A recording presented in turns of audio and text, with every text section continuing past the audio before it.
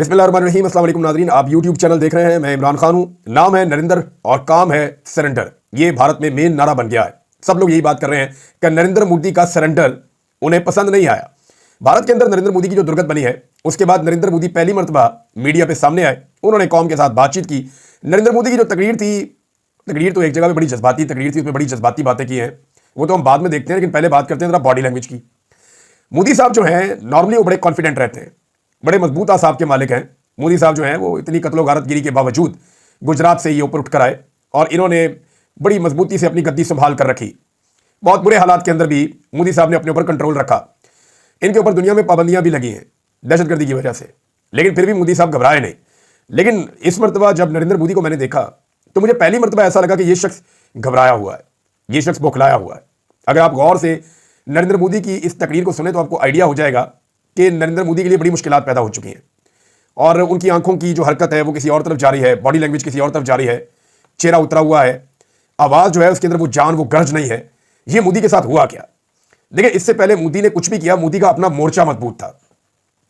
मोर्चा कहें तो मोदी का अपना जो एक सपोर्ट बैंक है जो नफरत की बुनियाद पर उसने कायम किया, जिसमें गोदी मीडिया है, जिसमें भारत के इंतहा पसंद लोग हैं, शिवसेना जैसी तंजीमें, ये सारे मोदी के साथ, आरएसएस, ये सब मोदी के साथ तगड़े होकर खड़े होते थे। लेकिन अब मोदी अपने लोगों में खुद को तनहा महसूस कर रहा है। उसने नफरत की आग को इतना भड़काया और वहां तक भड़काया कि जहां से वापसी मुमकिन नहीं थी। और जब वहां मोदी ने सरेंडर किया, यानी लोगों को मरने मारने की धमकियां देकर, ये कर देंगे वो कर देंगे, और जब नहीं कर पाया तो मोदी के अपने वोट बैंक में उसको डेंट पड़ा। उसकी अपनी जो जाती सपोर्ट थी वो खराब हो गई और यही घबराहट आज मोदी के चेहरे पर नजर आ रही है। पहले मोदी से अगर दुनिया नाराज थी या मुखालिफिन नाराज होते थे तो परेशानी वाली बात नहीं थी, अपना किला मजबूत था। आज मोदी का अपना किला मजबूत नहीं है, वो अपने घर में महफूज नहीं है। बार बार पाकिस्तान का नाम लिया नरेंद्र मोदी ने और जो बहुत सारी बातें की उनमें पाकिस्तान को धमकाया, बार बार नाम लिया, दहशतगर्दों का जिक्र किया, फिर ये कहा जी हमने बड़े अच्छे निशाने लगाए हैं, भारतीय हथियार जो है उनकी बड़ी मांग बढ़ जाएगी, हमारे हथियारों ने कमाल काम किया, हमारी सेना ने, फौज ने कमाल काम किया। तो मोदी ने बहुत सारी ऐसी चीजें कही कि जैसे मोदी ने बड़ा कारनामा किया है। लेकिन मोदी की बातों के अंदर ऐसा साफ फील हो रहा था कि जो वो कह रहे हैं उस पर उन्हें खुद भी यकीन नहीं है। ये उनकी बॉडी लैंग्वेज में, उनके बोलने में ये नजर आ रहा था। एक जो बात मोदी ने कही वो ये कि खून और पानी एक साथ नहीं बह सकता, और दहशतगर्दी के ऊपर हम पाकिस्तान से बात करेंगे और कश्मीर के ऊपर हम पाकिस्तान से बात करेंगे, लेकिन मोदी ने स्पेसिफिकली कहा कि आजाद कश्मीर से जो पाकिस्तान के ज़ेरे कंट्रोल है उस पर वो बात करेंगे। पाकिस्तान जब बोलता है तो पाकिस्तान कहता नहीं, हम मकबूजा कश्मीर में बात करेंगे जहां पे कश्मीरियों को इन्होंने दबाकर रखा हुआ है। आजाद कश्मीर में तो कश्मीरी पाकिस्तान से खुश है, वो तो पाकिस्तान के साथ रहना चाहते हैं, लेकिन मकबूजा कश्मीर में जो कश्मीरी है वो भारत के साथ नहीं रहना चाहते। तो लेट द कश्मीरीज डिसाइड, उन्हें फैसला करने दीजिए कि वो कहां रहना चाहते हैं, किसके साथ रहना चाहते हैं या आजाद रहना चाहते हैं। ये फैसला वो खुद करेंगे। अब खून और पानी एक साथ नहीं बह सकता, इसका मतलब यह है कि दहशतगर्दी का बहाना बनाकर भारत सिंध तास मुआहदे की खिलाफवर्जी जारी रखेगा और वो ये कहता रहेगा कि हम पानी रोकेंगे, दरिया झेलम का, दरिया चनाब का और दरिया सिंध का। तो पाकिस्तान को ये पानी खोलना पड़ेगा और भारत को अब इस बात का आइडिया हो गया है कि ये जब चाहेंगे अपना पानी खोल लेंगे, हम इन्हें नहीं रोक सकेंगे। जब इन्हें S-400 जो दुनिया का सबसे बेहतरीन एयर डिफेंस सिस्टम है वो नहीं रोक पाया। और वैसे भी मैं आपको ये बता देता हूं कि जो सुपरसोनिक मिसाइल्स होते हैं ना, उन्हें रोकने वाली अभी कोई टेक्नोलॉजी एज सच है नहीं दुनिया में। जो दुनिया के फास्टेस्ट मिसाइल्स हैं वो भारत के पास भी है और पाकिस्तान के पास भी है। उन्हें रोकने के लिए कोई एयर डिफेंस सिस्टम इतने कारआमद है नहीं, वो अपने टारगेट पे जाकर गिरी जाते हैं। दुनिया मिसाइल टेक्नोलॉजी में ज्यादा आगे चली गई है और जो दिफाई टेक्नोलॉजी है, जो एयर डिफेंस का सिस्टम है, उसमें उतना आगे नहीं गई। लिहाजा भारत ये जानता है कि ये स्ट्रक्चर तबाह भी हो सकते हैं। अब नरेंद्र मोदी ने इतनी जारहाना तकरीर की तो पाकिस्तान में से इसका जवाब कौन देगा, ये बड़ा सवाल। क्या वो खानदान जवाब देगा जिसको लाकर इक्तदार में बिठाया पाकिस्तान की एस्टेब्लिशमेंट ने? क्या नवाज शरीफ जवाब देगा जो मोदी का नाम नहीं ले सकता, आरएसएस का और भारत का नाम नहीं ले सकता? क्या शहबाज शरीफ जवाब देगा जो उसी नवाज शरीफ का भाई है और उसी से पूछकर सब कुछ करता है? क्या जवाब देगी मरियम नवाज जो नरेंद्र मोदी की और नवाज शरीफ की दोस्ती की तस्वीरें जो हैं वो बड़े फख्र के साथ सोशल मीडिया पे पोस्ट करती हैं? तो इनसे तो जवाब नहीं हो पाएगा। और जो शख्स जवाब दे सकता है या जिसको जवाब देना है वो बंदा जेल में बैठा हुआ है और वो जवाब दे सकता है, उसी में हिम्मत है जवाब देने की। ये लोग नहीं कर पाएंगे, हत्ता कि इनका अपना सोशल मीडिया भी ये नहीं कर पा रहा और ना ये उनसे होगा। नाज़रीन, इस वक्त जो पाकिस्तान की मिलिट्री एस्टेब्लिशमेंट है उसके पास दो ऑप्शन है और ये मैं आपको बड़ा क्लियरली कह रहा हूं कि उन दोनों में से एक वो कर सकते हैं इस वक्त। यानी दोबारा से 9 मई की तरह Pakistan Tehreek Insaf, social media activist, इख्तलाफी आवाज़ें, जो सहाफ़ी हैं, जो आइन की बात करते हैं, कानून की बात करते हैं, उन सबको एक मरतबा फिर गद्दार डिक्लेयर करके कि ये इंडिया के साथी हैं, दीवार के साथ लगा दें। लेकिन 4 महीने, 6 महीने, 2 महीने में जब भी कभी ये सिचुएशन तब्दील होगी, क्योंकि अभी तो कौम कुछ चीज़ें और तरह से देख रही है। तो फिर से एक ऐसी लड़ाई शुरू हो जाएगी जिसमें एस्टेब्लिशमेंट दोबारा फंस जाएगी। तो मेरा नहीं ख्याल कि वो ये तजर्बा आप करने वाले हैं दोबारा, मुझे नहीं लगता। ये नहीं, मेरी कॉमन सेंस ये नहीं मानती कि जिस एक्सट्रीम पे एस्टेब्लिशमेंट पहले पाकिस्तान तरीके इंसाफ से या आम पाकिस्तानियों से या नौजवानों से लड़ रही थी, एस्टेब्लिशमेंट वापस उस लड़ाई को वहीं पे ले जाना चाहेगी इस कामयाबी के बाद। मुझे नहीं लगता, मेरी कॉमन सेंस नहीं मानती। हो सकता है ये हो भी जाए। दूसरा जो ऑप्शन है वो ये है कि अदलिया को, सहाफत को, सियासत को और पार्लिमान को उसकी छीनी हुई स्पेस जो है वो एस्टेब्लिशमेंट वापस देना शुरू कर दे, उन्हें उनकी स्पेस वापस दे, ताकि सब सिविलियंस और इदारे अपना अपना काम करें और अपनी आईनी हुदूद के अंदर वापस चले जाएं और पीछे हटना शुरू हो जाए। इन दोनों कामों को करने का ये बेहतरीन वक्त है, क्योंकि इस वक्त एक कामयाबी की सूरत में थोड़ा रिलीफ मिला है पाकिस्तान की एस्टेब्लिशमेंट को।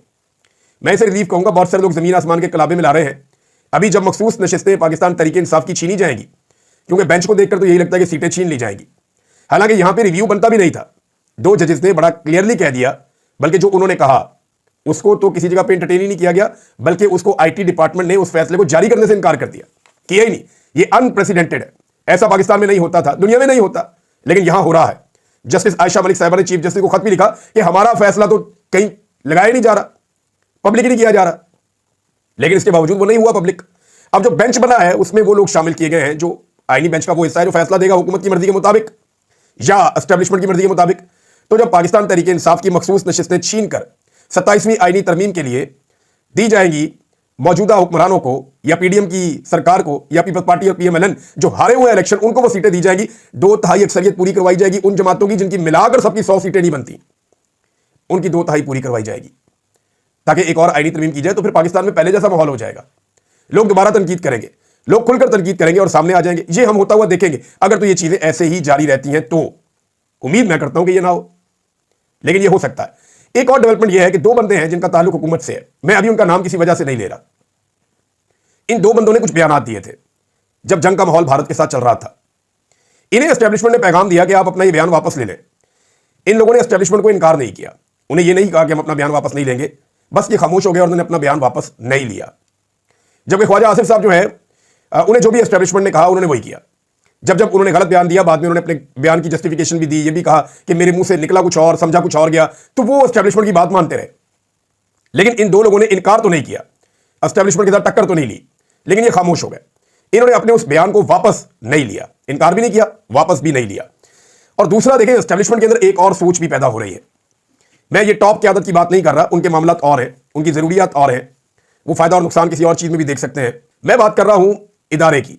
तो इदारे के अंदर अब यह सोच पाई जाती है कि जिस नवाज शरीफ के लिए हमने इतनी कुर्बानी दी, जिस नवाज शरीफ के लिए हमने पूरे पाकिस्तान से मुखालफत ले ली, जिस शहबाज शरीफ के लिए पाकिस्तान की पूरी मिडिल क्लास को नाराज कर दिया, जिस शहबाज शरीफ के लिए और नवाज शरीफ के लिए हमने पूरे पाकिस्तान में नौजवानों को डिजिटल दहशतगर्द बना दिया और उनको अपने खिलाफ कर दिया, जिस नवाज शरीफ और शहबाज शरीफ के लिए पाकिस्तान के अंदर इतनी बड़ी मकबूलियत को, इतना लोगों के साथ एक लव था, उस सारे को कुर्बान कर दिया। तो इतनी बड़ी कुर्बानी तो पाकिस्तान की एस्टेब्लिशमेंट ने आज तक कभी अपने किसी डिक्टेटर के लिए नहीं दी, जितनी बड़ी कुर्बानी नवाज शरीफ और शरीफ खानदान के लिए दे दी।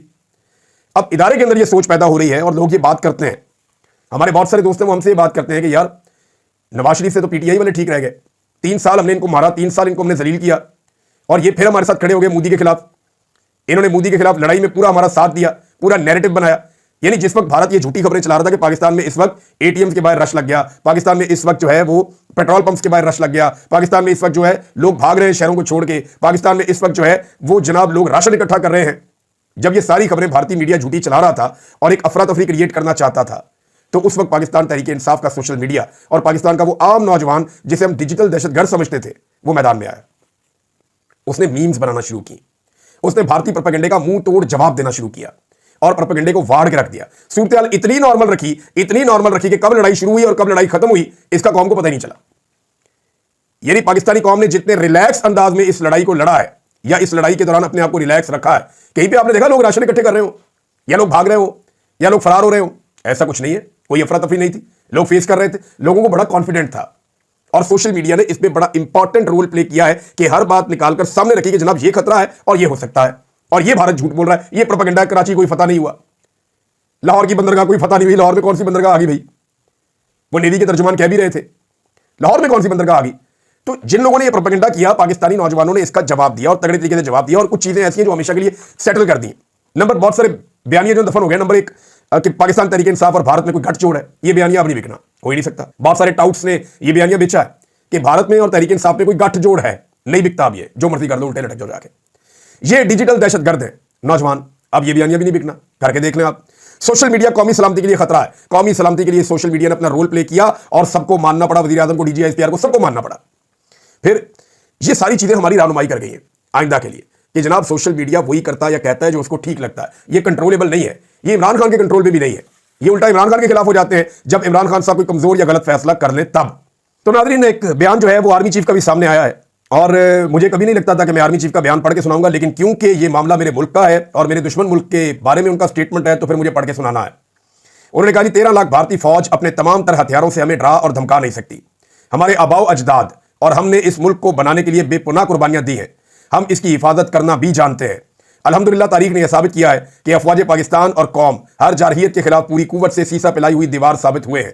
अल्हम्दुलिल्लाह ऐसा हुआ है, पूरी कौम ने मिलकर मुकाबला किया फौज के साथ और नताइज आपके सामने है। नाज़रीन, डोनाल्ड ट्रंप ने एक बात बड़ी क्लियर की है और यहां से एक उम्मीद भी पैदा होती है। डोनाल्ड ट्रंप ने कहा कि मैंने जंग रोकने के लिए दोनों मुल्कों को एक धमकी दी थी।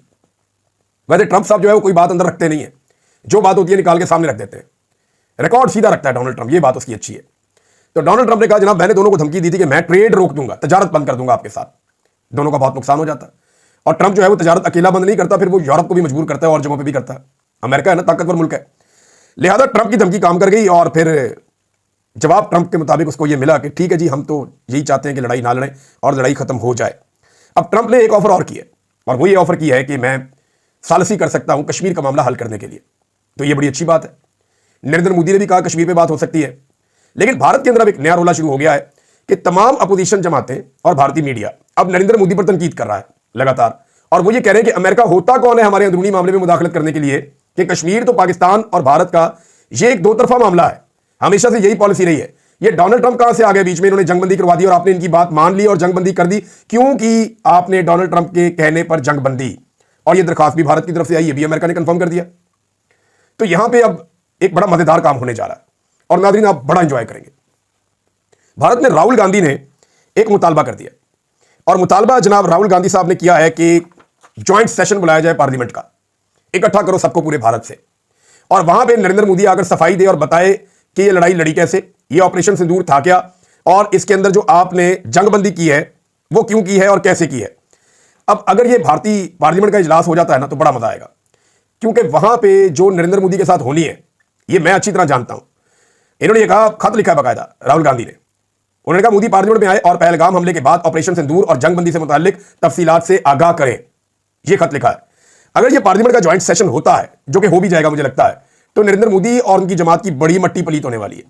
जो रही सही इज्जत है ना वो वहां पे पार्लियामेंट में उतार देंगे कांग्रेस वाले और बाकी सियासी जमातें मिलकर, क्योंकि उन्हें बड़े लंबे अरसे बाद मौका मिला है इनकी धुलाई करने का, और अब धुलाई का वक्त है। धुलाई तो अब इनकी इंडिया में लगातार होती चली जाएगी और होती चली जाएगी।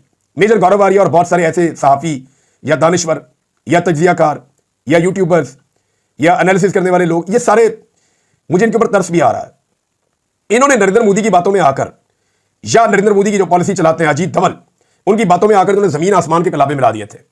फलां जगह फतह हो गई, फलां जगह भी फतह हो गई, इतने बम मार दिए, उधर ब्रह्मोस फेंको, उधर से तैयारे चले गए, पाकिस्तानी इतने पायलट पकड़ लिए, इतने जहाज तबाह कर दिए, इतनी चौकियां फतह हो गई, वो फौजें भाग गई उनकी, ये सारा कुछ। और जनाब हम आसिम मुनीर को गिरफ्तार करके ले जाएंगे, फलां को हम यहां पे टांग देंगे, फलां बंदे को ये कर देंगे, ये सारी कहानियां इन्होंने जो झूठी सुनाई अपने मीडिया पे, तो बाद में ये सारी कहानियां हो गई उलट।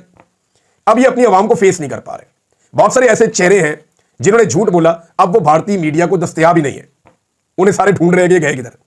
और जो वहां पे इख्तलाफी आवाजें हैं या जो इंडिपेंडेंट सहाफी हैं, अब वो एक एक झूठ निकाल कर चला रहे हैं। 15 झूठ पकड़े एक सहाफी ने कि ये वाला भी झूठ बोला, ये वाला भी झूठ बोला, ये वाला भी झूठ बोला। 15 बड़े झूठ जो भारतीय मीडिया ने बोले हैं इस 3 दिनों 4 दिनों के अंदर जंग के दौरान, वो इस वक्त हाईलाइट हो गए हैं पूरे भारत के अंदर और भारतीय मीडिया की क्रेडिबिलिटी बढ़ गई है। अब उन्हें एक ही बात समझ आ रही है भारतीय मीडिया को, ये सारा कुछ मोदी पे डाल दो, और मोदी का बुरा वक्त चल रहा है। मोदी का बुरा वक्त अब टलने को नहीं है। अमेरिका के कहने पर सीज फायर करना उल्टा इनके गले पड़ गया है और अमेरिका के साथ भारत के इसमें ताल्लुकात भी खराब हो सकते हैं। इस बुखलाहट में ना नाज़रीन ये स्टेटमेंट भी बहुत अजीबोगरीब दे रहे हैं। यानी भारतीय एयरफोर्स के तर्जमान है, उन्होंने बात करते हुए ये भी कह दिया था, एयरफोर्स के जो DGAO यानी एयर ऑपरेशंस के जो DG हैं, उन्होंने ये भी कह दिया था कि पाकिस्तान की फौज के साथ हम जंग नहीं करना चाहते थे। हत्ता कि उन्होंने अपने नुकसान को तस्लीम भी किया एक अंदाज में, और कोई भी सवाल का ठीक जवाब देने में वो नाकाम रहे। तो यहां पे जो भारत का नुकसान है वो हर पैमाने पर हुआ है। उनकी फौज जलील हो गई, उनकी हुकूमत जलील हो गई, उनकी सबसे बड़ी पॉलिटिकल पार्टी तबाह हो गई और दुनिया के अंदर उनका इमेज बर्बाद हो गया। अब उनकी फॉरेन पॉलिसी भी उस तरीके से खड़ी नहीं हो पाएगी। उन्होंने एक बहुत गैर जिम्मेदार मुल्क होने का सबूत दिया है कि दुनिया में वो साबित नहीं कर पाए अब पाकिस्तान को क्या करना है। ये समझने वाली बात है, क्योंकि मोदी अब दोबारा कोई ना कोई हरकत करेगा। जब इमरान खान ने 2019 में मारा था ना मोदी को, तो उसके बाद मोदी ने कश्मीरियों के ऊपर जमीन तंग कर दी थी अगस्त 2019 को। फरवरी में इनको मार पड़ती है, अगस्त में जाकर ये कश्मीरियों के ऊपर पाबंदियां लगा देते हैं। उनकी जो जुदागाना हैसियत है वो खत्म कर देते हैं। वो 370 वाला मामला ये मोदी ने किया था अपनी साख बचाने के लिए। अब खौफ मुझे इस बात का है कि मोदी ने उससे बहुत बड़ी हजीमत दोबारा उठा ली है। अब मोदी क्या करेगा इसके बारे में किसी को आइडिया नहीं है, लेकिन ये जुनूनी आदमी है, ये अपनी सियासत बचाने के लिए दुनिया की सबसे बड़ी पॉलिटिकल पार्टी को सेव करने के लिए कुछ भी कर सकता है। एक बहुत बड़ा दावा जो भारत ने किया था, बहुत बड़ा दावा, उन्होंने कहा था जी इनको बहुत बड़ा प्रॉब्लम जो है मौलाना मसूद अजहर साहब से है भारत को। वो ये समझते हैं कि मौलाना मसूद अजहर भारत के बड़े दुश्मनों में से एक है, तो उनके मदरसे पे अटैक भी किया। हालांकि वो मदरसा पहले खाली करवा लिया गया था। दावा इन्होंने किया कि हाफिज अब्दुल रऊफ जो मौलाना मसूद अजहर के भाई है, उन्हें कहा जी उनको हमने कत्ल कर दिया वहां पे या शहीद कर दिया। उनकी वीडियो भी आ गई है, वो अभी भी जिंदा है और बिल्कुल ठीक है। तो भारत ने जो एक बड़े बंदे का जिक्र किया कि कम से कम एक बड़ा टारगेट उन्होंने अचीव किया है, तो पता चला कि वो भी नहीं कर पाए। इतनी बुरी शिकस्त या इतना नाकाम ऑपरेशन, जो ऑपरेशन सिंदूर है ना, वो मेरे ख्याल में दुनिया के ऑपरेशंस की तारीख का नाकाम तरीन और फजूल तरीन ऑपरेशन है। जब इस ऑपरेशन के डॉक्यूमेंट लिखे जाएंगे ना, और अगर न्यूट्रल लोगों ने लिखे, तो वो इसकी आखिरी लाइन यही लिखेंगे कि ये दुनिया का नाकाम तरीन ऑपरेशन था बिलाशुबा। अब तक के लिए इतने, अपना ख्याल रखिएगा, अपने चैनल का भी। अल्लाह हाफिज।